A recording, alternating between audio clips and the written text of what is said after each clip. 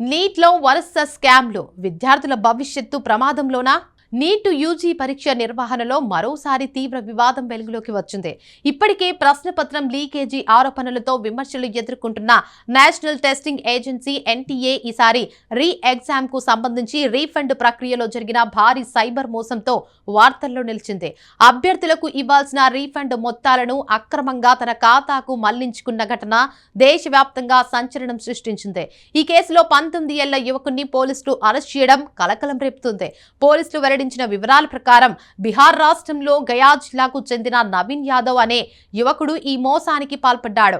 Neat re-exam fee refund కోసం NTA ఏర్పాటు చేసిన ఆన్లైన్ పోర్టల్లో ఉన్న భద్రతా లోపాలను అతడు లక్ష్యంగా చేసుకున్నాడు. గతంలో నీట్ యూజీ పరీక్ష ప్రశ్నపత్రం లీకేజీ ఆరోపణలతో రద్దయిన నేపథ్యంలో రీ ఎగ్జామ్ నిర్వహించేందుకు ఎన్టీఏ ఏర్పాట్లు చేసింది. ఈ క్రమంలో అభ్యర్థులకు ఫీజు రీఫండ్ అందించేందుకు ప్రత్యేక ఆన్లైన్ మాడ్యూల్ను అందుబాటులోకి తీసుకొచ్చింది. ఇదే వ్యవస్థలోని లోపాలను ఉపయోగించుకుని నిందితుడు ఈ భారీ మోసానికి పాల్పడ్డాడు. దర్యాప్తు ప్రకారం నవీన్ యాదవ్ సుమారు 350 మంది అభ్యర్థుల రీఫండ్ వివరాలను లక్ష్యంగా చేసుకున్నాడు. అందులో 150 మందికి పైగా అభ్యర్థుల బ్యాంకు ఖాతా వివరాలను అనధికారికంగా మార్చి రీఫండ్ మొత్తాలను తన ఖాతాకు మళ్లించుకున్నట్లు పోలీసులు గుర్తించారు. ఒక్కో అభ్యర్థికి సుమారు 1700 రీఫండ్ ఉండగా మొత్తం లావాదేవీల ద్వారా అతడు పెద్ద మొత్తంలో డబ్బును తన ఖాతాలో జమ చేసుకున్నట్లు ప్రాథమిక విచారణలో తేలింది.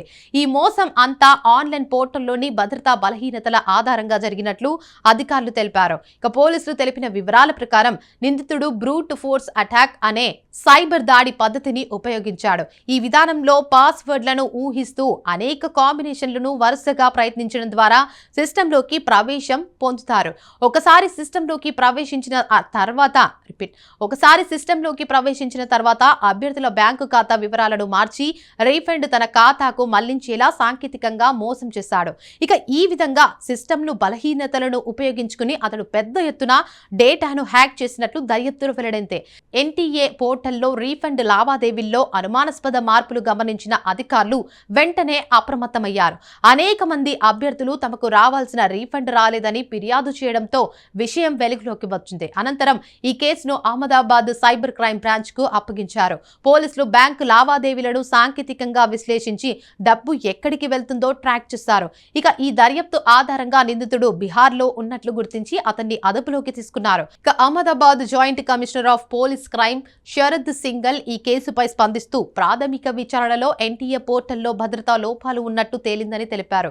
ఈ లోపాలను ఉపయోగించుకుని నిందితుడు వ్యవస్థలోకి చొరబడ్డాడని ఆయన పేర్కొన్నారు. ఇక ప్రస్తుతం అతడు ఇతర సైబర్ నేరాల్లో కూడా పాల్గొన్నాడా అనే కోణంలో దర్యాప్తు కొనసాగుతుందని చెప్పారు. ఈ కేసు మరింత లోతుగా పరిశీలించబడుతుందని పోలీసులు వెల్లడించారు.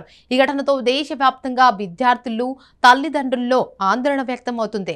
ఇప్పటికే నీట్ పరీక్ష నిర్వహణపై అనేక ప్రశ్నలు, విమర్శలు ఎదురవుతున్న సమయంలో ఈ రీఫండ్ మోసం మరింత వివాదానికి దారితీసింది. ముఖ్యంగా ఎన్టీఏ డిజిటల్ వ్యవస్థల భద్రతపై తీవ్రమైన ప్రశ్నలు తలెత్తుతున్నాయి. విద్యార్థుల వ్యక్తిగత సమాచారం, అలాగే బ్యాంకు వివరాలు ఎంతవరకు సురక్షితంగా ఉన్నాయన్న అంశంపై కూడా ఆందోళన పెరిగింది. సైబర్ నిపుణులు ఈ ఘటనను గంభీరమైన భద్రతా వైఫల్యంగా పేర్కొంటున్నారు. ప్రభుత్వ పోర్టల్స్ లో బలమైన సైబర్ సెక్యూరిటీ వ్యవస్థలు లేకపోతే ఇలాంటి మోసాలు మరింత పెరిగే అవకాశం ఉందని హెచ్చరిస్తున్నారు.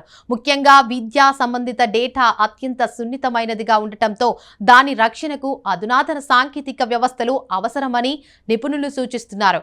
మొత్తంగా చూస్తే నీట్ రీ ఎగ్జామ్ రీఫండ్ మోసం వ్యవహారం ఎన్టీఏ పనితీరుపై మరోసారి ప్రశ్నలు లేవనెత్తింది. ప్రశ్నపత్రం లీకేజీ వివాదం తర్వాత ఇప్పుడు సైబర్ మోసం బయటపడటం సంస్థ భద్రతా వ్యవస్థలపై నమ్మకాన్ని తగ్గిస్తుంది.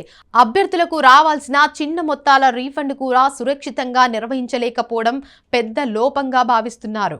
ఇక ఈ కేసు దర్యాప్తు కొనసాగుతున్న నేపథ్యంలో మరిన్ని వివరాలు వెలుగులోకి వచ్చే అవకాశం ఉంది.